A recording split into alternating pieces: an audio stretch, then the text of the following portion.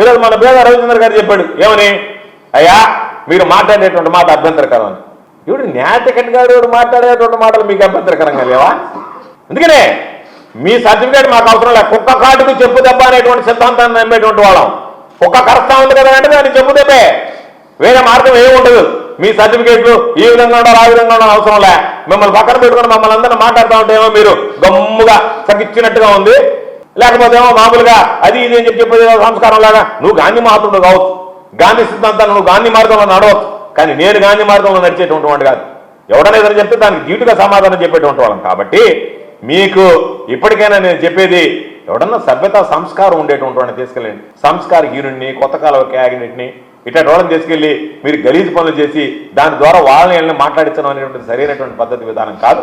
మేము పోలీసులను కూడా అడిగేది, మేము వెళ్తే మీకు వచ్చినటువంటి నష్టమేంటి, మీరు ఎందుకు మమ్మల్ని అనుమతించలేదు?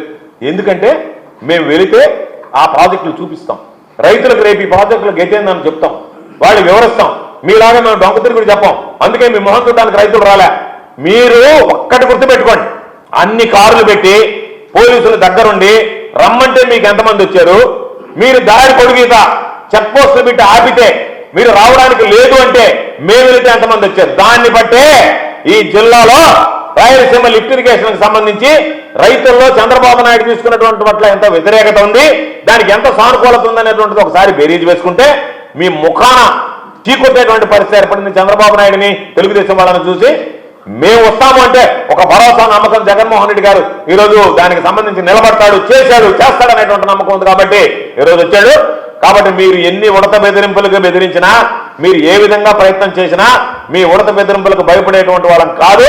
ఖచ్చితంగా రాయలసీమ లిఫ్ట్ ఇరిగేషన్ సంబంధించి ఆ ప్రాంతానికి నెల్లూరు జిల్లాకి జరిగేటువంటి నష్టాన్ని రైతులకు తీసుకెళ్లి దాన్ని ఉద్యమ రూపంలోకి తీసుకొచ్చి ఖచ్చితంగా ఈ ప్రభుత్వం మెడలు వంచి చంద్రబాబు నాయుడు కళ్ళు తెరిపించి మీరు ఆ రాష్ట్ర ఒప్పందం ఏదైతే రేవంత్ రెడ్డితో చేసుకున్నారో దాన్ని రద్దు చేసుకుని ఈ ప్రాజెక్టును ఖచ్చితంగా ప్రారంభించే వరకు మా పోరాటం కొనసాగుతుంది అని చెప్పి ఈ సందర్భంగా స్పష్టం చేస్తున్నాం.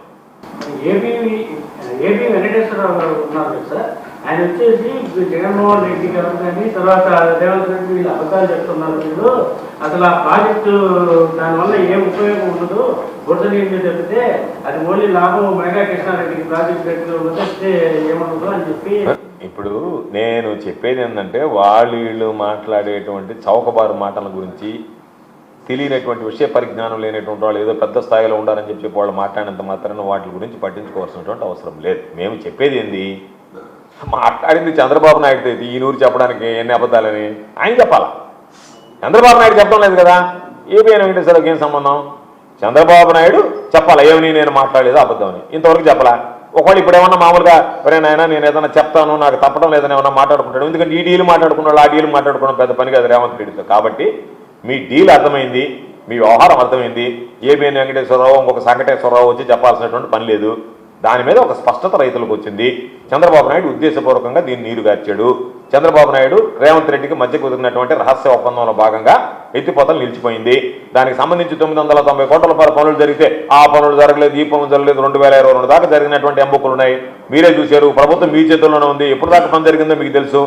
జగన్మోహన్ రెడ్డి గారు ధైర్యంగా ఒక పక్క వాటికి సంబంధించినటువంటి అభ్యంతరాలు వచ్చినా అవాంతరాలు వచ్చినా దానివల్ల ఆపేశారు. దీనివల్ల పర్యావరణానికి సంబంధించి దాని సమస్యలు అడ్రస్ చేస్తూనే న్యాయ పోరాటం చేస్తూనే ఆ ప్రాజెక్టు పనులు ఆయన పురోగతిలో ఉంచేటట్టు. కాబట్టి అటువంటి పరిస్థితుల్లో దాదాపుగా 3,800 కోట్ల రూపాయల ప్రాజెక్టుకు సంబంధించి 990 కోట్ల రూపాయలు ఖర్చు పెట్టి అది త్వరగా జగన్మోహన్ రెడ్డి గారు ముఖ్యమంత్రి అయ్యి కొనసాగుతుంటే ఈ సమయానికి రాయలసీమ లిఫ్ట్ ఇరిగేషన్ పూర్తయింది. నెల్లూరు జిల్లా కూడా సస్యశ్యామలంగా, భవిష్యత్తులో కూడా నెల్లూరు జిల్లా సస్యశ్యామలంగా ఉండేటువంటి అవకాశం ఉండేది. కాబట్టి నెల్లూరు జిల్లా ప్రజలు మనం అందరం కూడా రైతులు కూడా దురదృష్టం, చంద్రబాబు నాయుడు లాంటి వాడు రావడం మన దురదృష్టం, జగన్మోహన్ రెడ్డి గారిని కోల్పోవడం కూడా దురదృష్టం. కాబట్టి ఎప్పటికైనా ఈ ప్రాంతానికి రాయలసీమ లిఫ్ట్ ఇరిగేషన్ అనేటువంటిది సంజీవి లాంటిది. రాయలసీమ లిఫ్ట్ ఇరిగేషన్ అనేటువంటిదే రైతులకు శరణ్యం అని చెప్పి ఈ సందర్భంగా మరొకసారి నేను మనవి చేస్తాను. విద్యుత్ వినియోగదారులకి శుభవార్త. కరెంటు బిల్లు ఎక్కువ వస్తుంది అని బాధపడుతున్నారా? ఏసీ మరియు ఇతర ఎలక్ట్రికల్ గీజర్లు, హోమ్ అప్లయన్సెస్ వాడకంలో పొదుపు చేస్తున్నారా? ఇప్పుడే నిర్ణయం తీసుకోండి. కేంద్ర రాష్ట్ర ప్రభుత్వాలు పీఎం సూర్యగర్ పథకం ద్వారా 78,000 సబ్సిడీతో మరియు వినియోగదారులకు తక్కువ ఖర్చుతోనే బ్యాంక్ లోన్ సదుపాయం, తక్కువ 65 పైసల వడ్డీతో మీరు కట్టే కరెంటు బిల్లు బ్యాంకు ఈఎంఐ కట్టే విధంగా ప్రముఖ కంపెనీలు టాటా, అదానీ, వారీ, సోలార్ 25 సంవత్సరాల కంపెనీ వారంటీతో ఉచిత డాక్యుమెంట్ ఛార్జీలతో మా సిబ్బంది ద్వారా నిర్ణీత సమయంలో సమకూర్చబడును. కనుక ప్రతి ఒక్కరూ ఈ అవకాశాన్ని సద్వినియోగం చేసుకోండి. పూర్తి వివరాలకు ఈ క్రింది నంబర్లకు సంప్రదించండి. 9985299995, 9490471476, 9177038604. Terosol green energy solutions private limited. Andhra Pradesh అన్ని జిల్లాల్లో అందుబాటులో ఉన్నాయి.